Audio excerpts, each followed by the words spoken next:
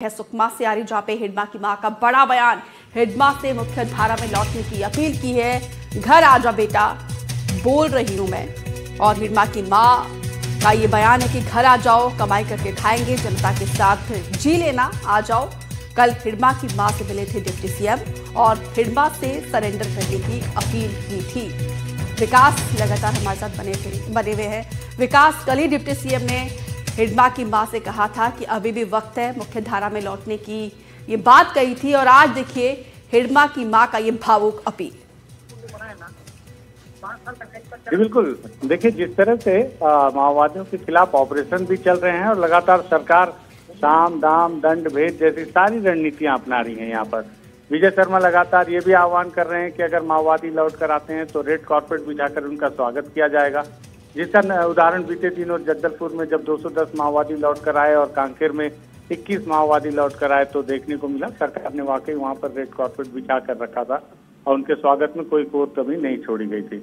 वहीं दूसरी तरफ लगातार अपील भी की जा रही है और तीसरी तरफ अगर माओवादियों की तरफ से अगर ये पत्र लॉन्च किया जा रहा है कि सशस्त्र संघर्ष को वो जारी ही रखेंगे, जिसका नेतृत्व देव जी कर रहे हैं, तो इस आधार पर भी सरकार का कहना है कि जो लोग नहीं लौटेंगे उनके लिए भी जवाब तैयार है। बिल्कुल, जवान तैयार हैं जो मुंह तोड़ जवाब देंगे। लेकिन इसी बीच विजय शर्मा लगातार ये कोशिश कर रहे हैं कि जो सबसे बड़ी चुनौती है हिडमा, उसे कैसे साधा जाए। उसी के तारतम्य में उन्होंने कल देवा और हिडमा की मां से मुलाकात की।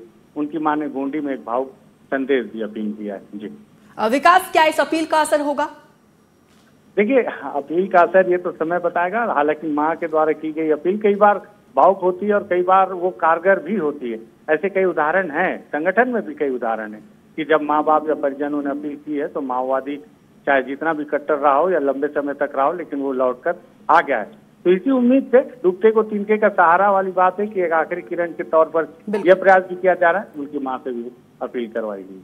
अच्छा, कल जो डिप्टी सीएम ने मुलाकात की, साथ बैठकर खाना खाया, और इस मुलाकात के बाद माओवाद संगठन में किस तरीके से हलचल है? देखिए, अभी तक कोई भी माओवादियों की प्रक्रिया नहीं आई है जो कि सक्रिय माओवादी हैं। और लेकिन माओवादियों को भी पता है कि दोनों तरफ से एक तरीके से ये जो युद्ध है माओवादी और सरकार के बीच में, तो इसमें साइकोलॉजिकल और फिजिकल सभी तरह के जो हथकंडे हैं वो अपनाए जाते हैं। तो माओवादियों को भी पता है कि सरकार भी अपने तरह से सारे हथकंडे अपना रही है। एक तरफ फोर्स को भी तैनात कर रही है, दूसरी तरफ उनके परिजनों को भी साधने की कोशिश कर रही है, तीसरी तरफ समर्पण नीति में भी बदलाव करके उन्हें और ज्यादा आकर्षित करने की कोशिश कर रही है।